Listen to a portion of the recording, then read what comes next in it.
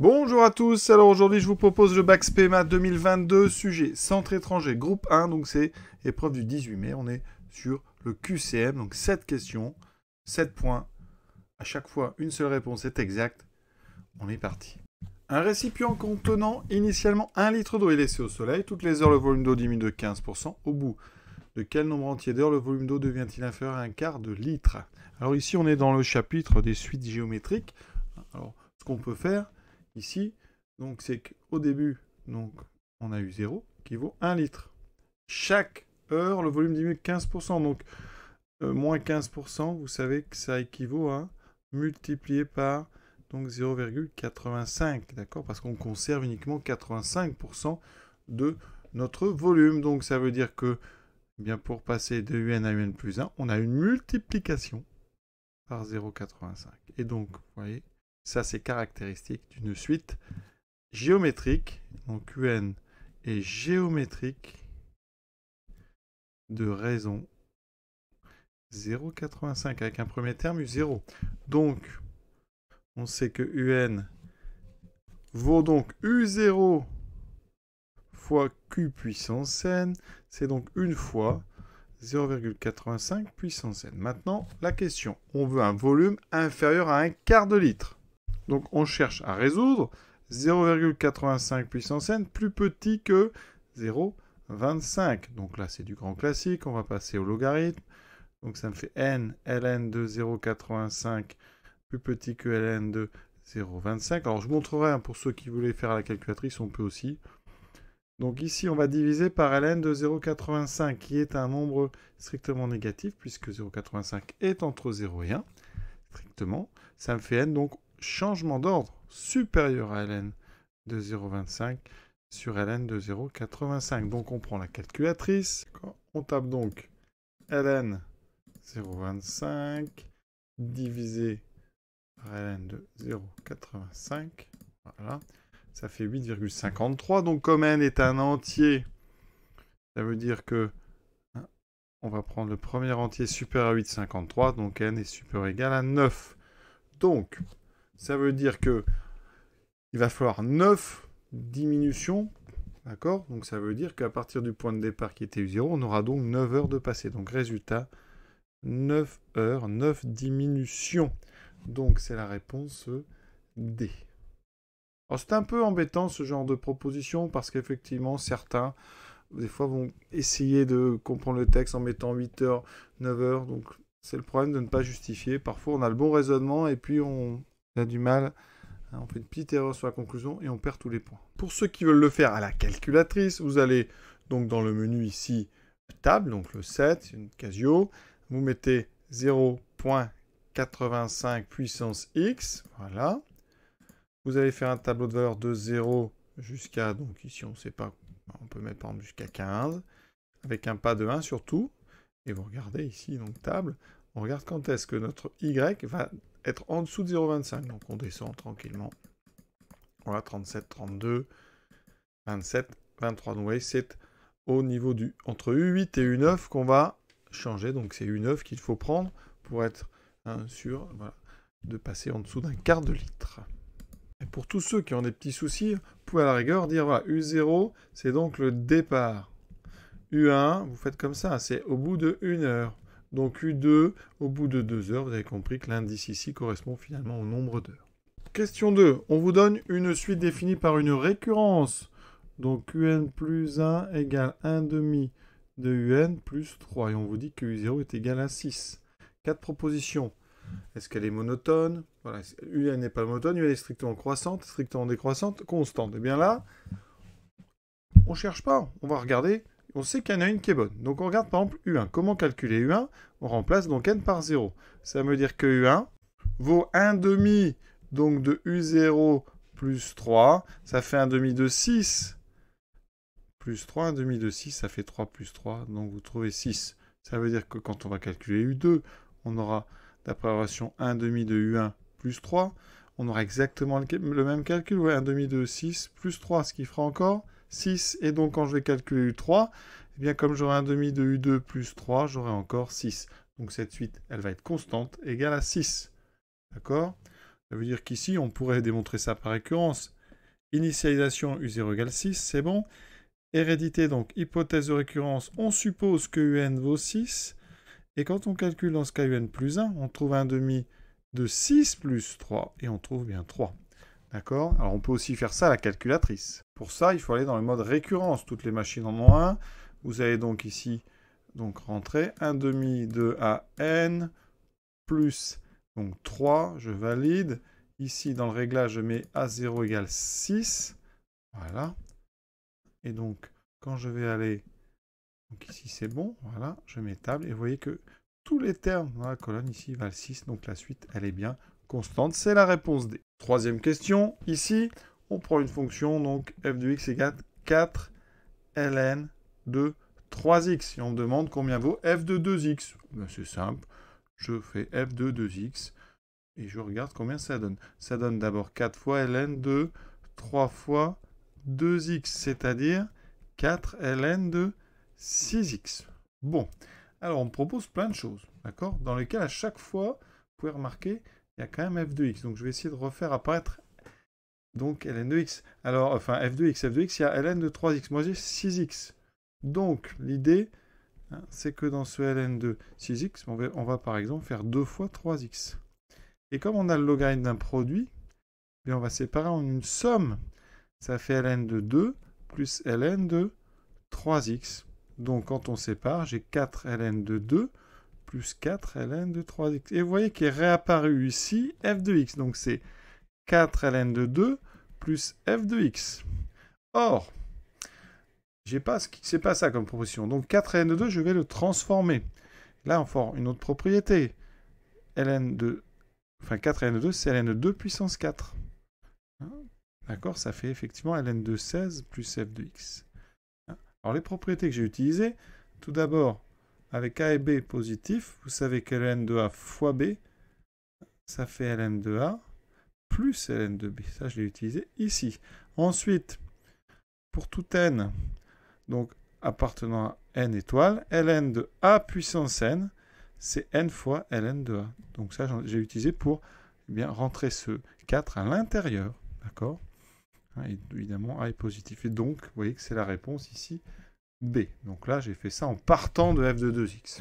Alors, une autre méthode aussi, hein, quand on a une propriété comme ça qui est censée être vraie sur tout un intervalle, on peut essayer des valeurs. C'est-à-dire, on peut essayer, par exemple, alors pour x égale 1, qu'est-ce que ça donne? Alors pour x égale 1, f de 1 vaut 4 ln de 3. Puis on essaie les 4 propositions.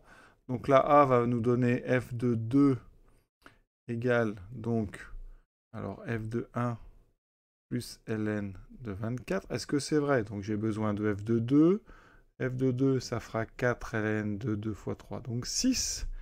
Donc est-ce que ln de 6 est égal à, donc f de 1, 4 ln de 6, est-ce que c'est 4 ln de 3 plus ln de 24? Voilà. Alors vous pouvez faire ça de plein de façons. Hein. Vous testez à la machine si vous voulez.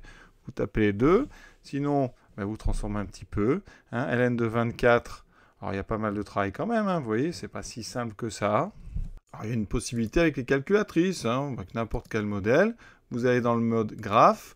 Ici, vous rentrez f de 2x. Je vous ai dit c'est 4 ln de 6x, voilà, ça vous fait votre fonction ici, f de 2x, et vous tapez les autres. Vous pouvez taper au fur et à mesure, et dès que vous en avez deux qui sont égales, hein, vous faites... Alors ici, on va, juste pour une casio, on va aller enlever le mode dérivative, ici, pour éviter d'avoir les colonnes des nombres dérivés qui ne nous servent pas à cet instant-là, voilà.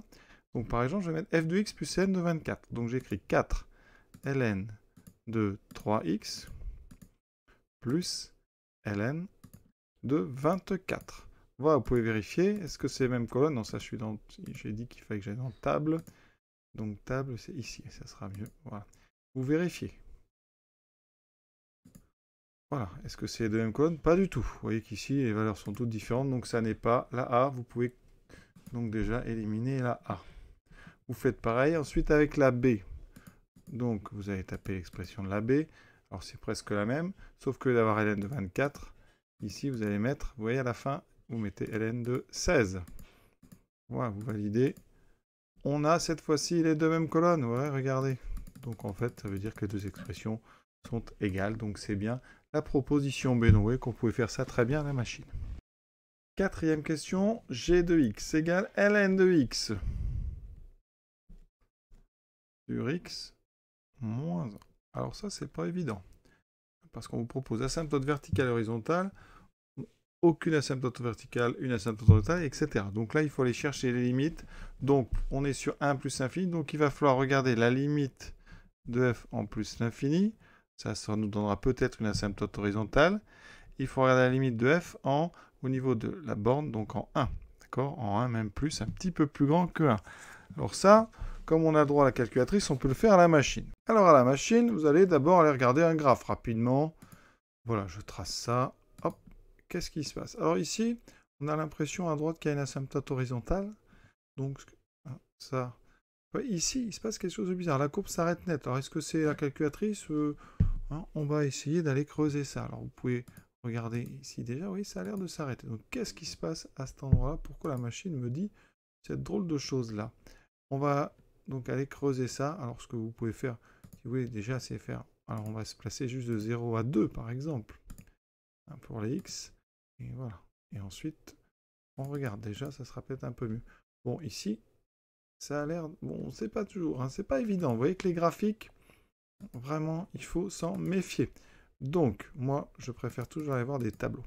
Alors, tableau de valeur. Donc, voici mon expression. Et je vais regarder quand je m'approche de 1. Donc je regarde en 1,1. Je suis à 0,95. Je regarde très près, 1,0001. Je suis très près de 1 là, vous voyez. Et l'image, c'est 0,999. Donc il semble que la limite, ça soit ici égal à 1.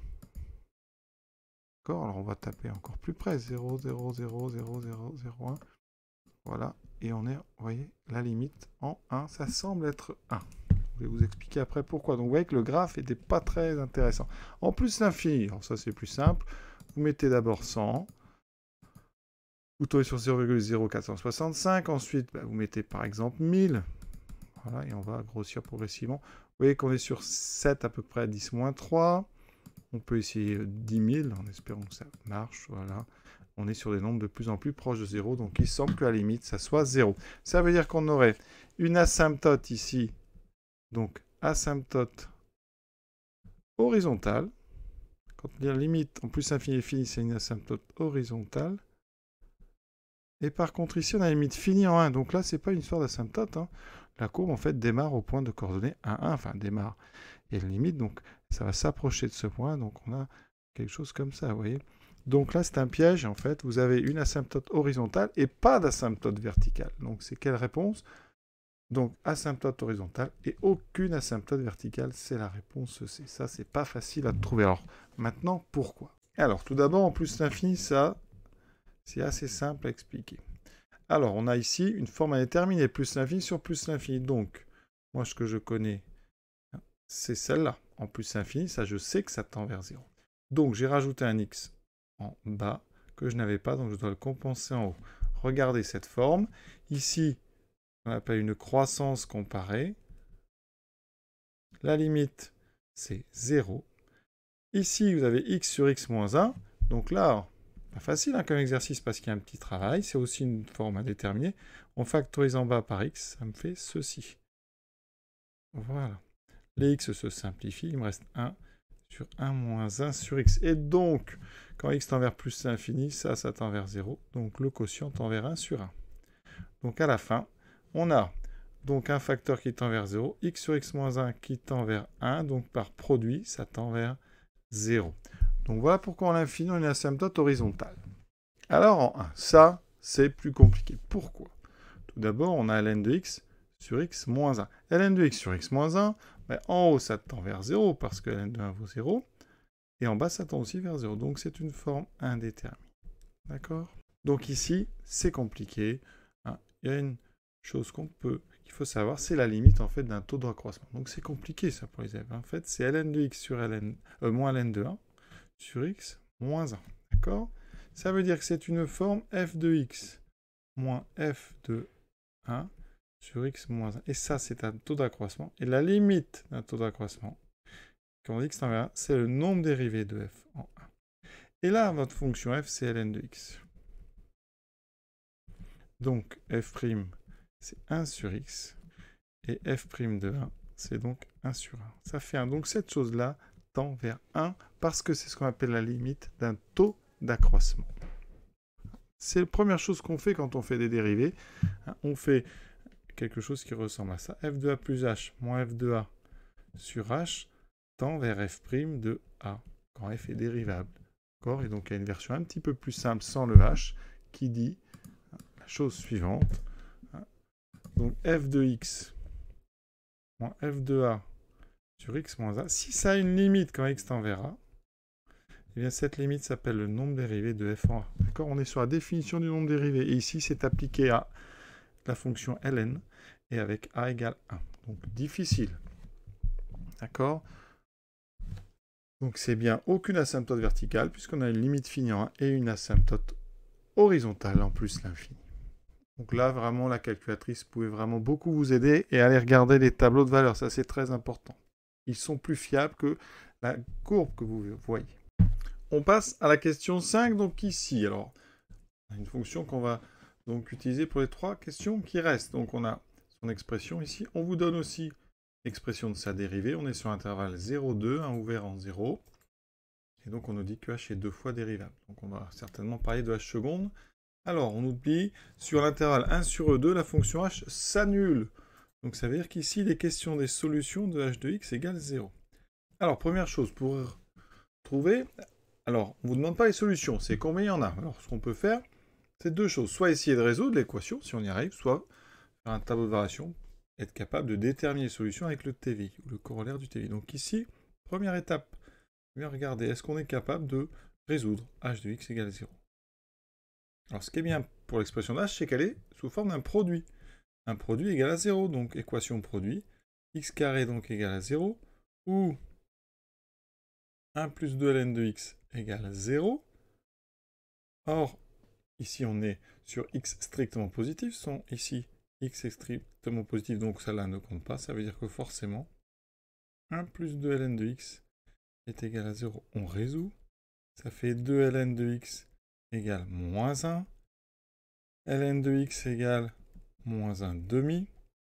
Donc x égale exponentielle de moins 1 demi. Alors exponentielle de moins 1 demi, combien ça vaut? Alors ça, on peut transformer un peu. On peut utiliser la machine, hein, bien sûr, mais ça vaut 1 sur exponentielle de 1 demi. Et exponentielle de 1 demi, c'est racine carrée de e. Alors, est-ce qu'on est... Donc il y a une solution. Donc déjà, vous pouvez éliminer exactement 3 fois, exactement 2 fois. Par contre, ça peut être une fois si ça, c'est dans l'intervalle, ou 0 si ça n'est pas dedans. Alors, il y a plusieurs façons. Soit vous regardez que le moins 1 demi. Alors, moins 1 demi, ici, donc c'est exponentielle moins 1 demi. Alors, je rappelle aussi que 1 sur e, c'est exponentielle moins 1. Vous pouvez faire ça. Moins 1 demi est donc plus grand que moins 1. Donc, comme exponentielle est croissant, exponentielle moins 1 est plus petit qu'exponentielle moins 1 demi. Et comme les deux sont négatifs, c'est plus petit que 0. Ça veut dire que mon exponentielle moins 1 demi est entre 1 sur e et 1. Donc c'est bien dans l'intervalle 1 sur e2, donc il y a bien une solution, donc c'est exactement une fois. On peut faire autrement. À la calculatrice, on voit que 1 sur racine carrée de e, c'est à peu près 0,6, donc c'est plus grand que 1 sur e qui vaut à peu près 0,37. C'est plus petit, évidemment, que 2. Donc ça veut dire que notre solution 1 sur racine carrée de e, je répète, c'est e de moins 1 demi, c'est bien entre 1 sur e et 2. Alors vous avez toujours la possibilité d'aller tracer, vous voyez, j'ai rentré l'expression de h, je trace, ça donne ceci. Donc, on a bien voyé la solution en 0, la solution quelque part d'autre. Donc là, vous pouvez à la rigueur aller utiliser le solver graphique, vous mettez route, vous avez ici une solution, donc en 0,6, c'est ce qu'on a trouvé. Il n'y en a pas d'autre ici. Puisqu'on a vu qu'en 0, ça n'était pas défini à cause du logarithme. Donc vous n'avez qu'une seule solution indiquée, donc elle est 0,6, donc vous vérifiez bien que c'est dans l'intervalle. Alors il y en a certainement qui ont été étudiés la dérivée, donc elle était donnée 4x 1 plus ln de x. Alors ici on est sur x positif, donc ça veut dire que ça c'est strictement positif, donc la dérivée du signe de 1 plus ln de x. 1 plus ln de x, ça s'annule quand donc ln de x égale moins 1. Donc quand x égale exponentielle moins 1. Donc ça, vous reconnaissez 1 sur e. Donc, après, c'est positif, donc ici, quand x sera plus grand que 1 sur e, on fait le tableau. Donc on aura le signe de h', donc 0, plus l'infini 1 sur e, donc c'est moins 0 plus, donc h, c'est décroissant, croissant, d'accord? Donc qu'est-ce que ça va s'annuler? Alors vous voyez, il y a tout un trait après sur les limites, donc ça peut être long. Alors limite de h en plus l'infini, on regarde très vite. Hein. On a plus l'infini parce que x carré, en plus de nx, donc là j'ai plus l'infini. En 0, c'est déjà plus compliqué. Hein. Alors là, l'avantage c'est que cette partie ne nous intéresse pas pour notre question, parce que nous on est entre 1 sur e et 2, qui est ici, vous voyez. Donc la seule chose qui peut nous intéresser, c'est la valeur en 2 et la valeur en 1,5. Donc je regarde h de 1,5. Donc c'est donc h de e moins 1. Tout ça, c'est pas si évident. Vous voyez, une méthode qui... Ça fait e moins 2 fois 1 plus 2ln de e moins 1. ln de e, ça, quand ça se succède, on a dit les effets seuils, donc il me restera moins 1. Donc ça fait e moins 2 fois 1 moins 2. Ça fait moins e moins 2. Donc ça, c'est négatif.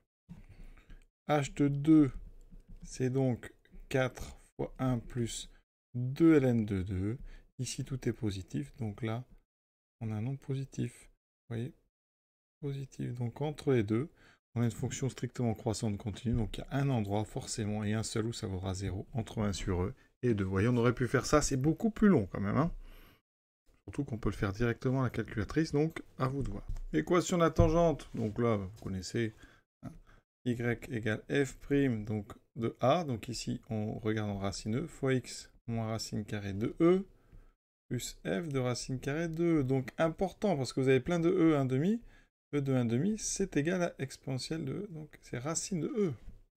Donc j'ai besoin d'abord de f de racine de e. Donc je remplace dans l'expression, ça me fait racine de e au carré fois 1 plus 2 ln de racine carrée de 2. Il faut bien maîtriser le logarithme là. Donc racine au carré, ça fait e. 1 plus, alors la racine carrée va sortir sous forme d'un 1,5.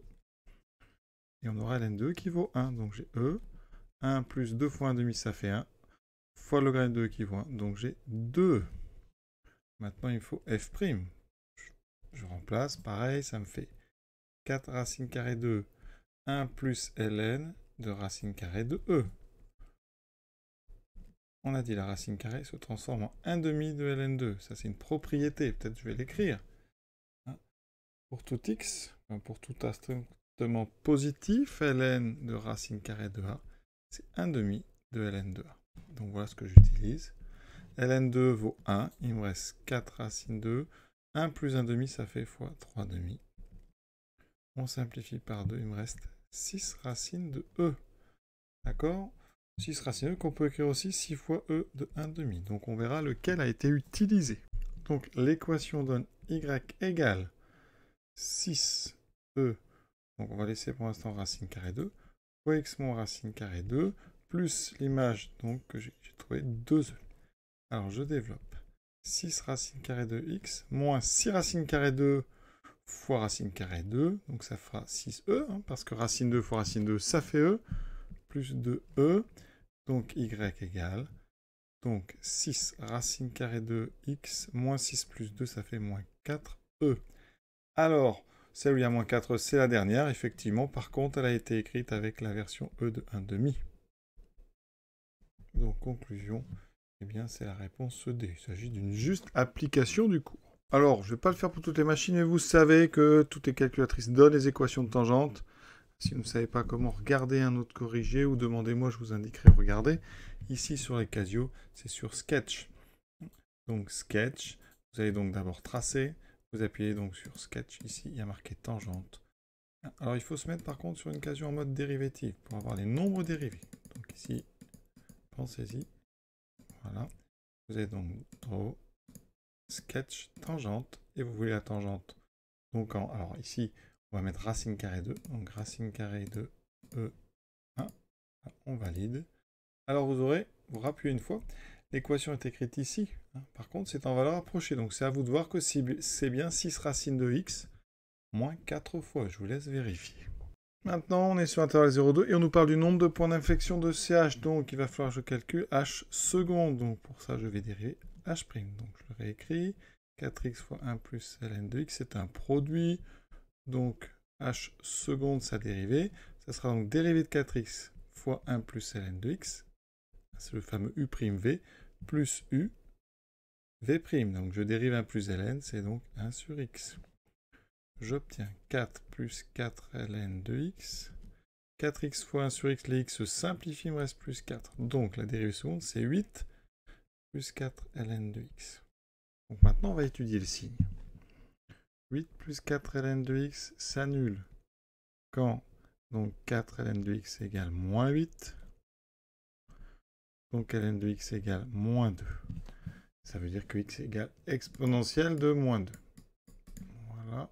Donc ici, on passe à exponentielle, donc exponentielle moins 2. Que vous pouvez écrire aussi 1 sur e au carré. D'accord? Ça veut dire qu'ensuite, si j'avais cherché à résoudre positif, il n'y a pas de changement de sens, j'aurais obtenu x plus grand que 1 sur e carré. Donc, le signe de h seconde, donc on est comme ceci, en 1 sur e carré, donc ça fait 0. Avant c'est donc négatif, après c'est positif. Ça veut dire qu'ici, h seconde ne s'annule qu'une fois. Et ce qui est très important, c'est qu'à cet endroit-là, ça s'annule en changeant de signe. Et c'est pour ça qu'il y a un point d'inflexion, parce qu'on a ici h seconde négative, la fonction h, elle est concave, puis convexe. Concave, convexe, donc on a point d'inflexion. D'abscisse, donc point d'inflexion sur la courbe de h, hein, d'abscisse, donc là où ça s'annule en changeant de signe, donc 1 sur e carré.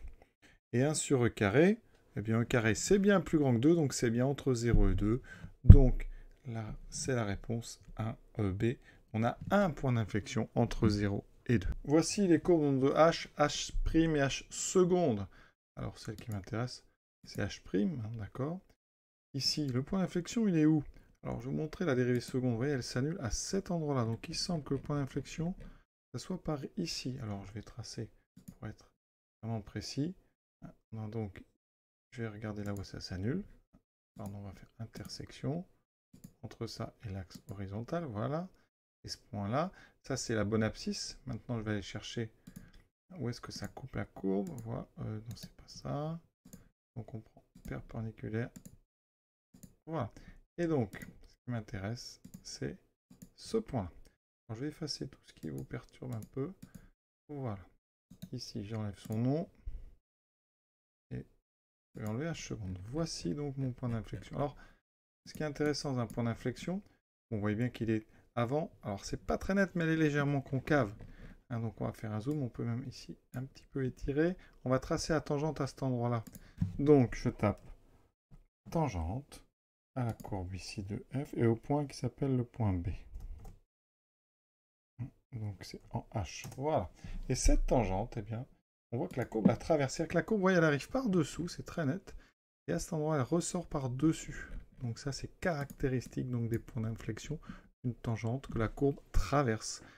Hein, voilà, donc on a avant ce point ici, qui est en, donc on l'a dit, hein, qui est en 1 sur e carré. Alors, vous pouvez vérifier, je vais taper 1 divisé par e au carré. Voilà, je valide, ça fait bien 0,14 à peu près, c'est là où j'étais. Et donc, vous voyez, concave avant, convexe après. Donc, je pense qu'on a bien travaillé. Donc, il n'y a qu'un seul point d'inflexion qui est bien entre 0 et 2. Cet exercice, donc, ce QCM est terminé. Il y a du travail quand même. On peut faire pas mal de choses à la machine si vraiment on est un peu perdu. Voilà. Il y a une limite quand même pas facile, la n de x sur x-1. J'espère que ça vous a plu. Je vous souhaite une bonne fin de journée à tous et à bientôt.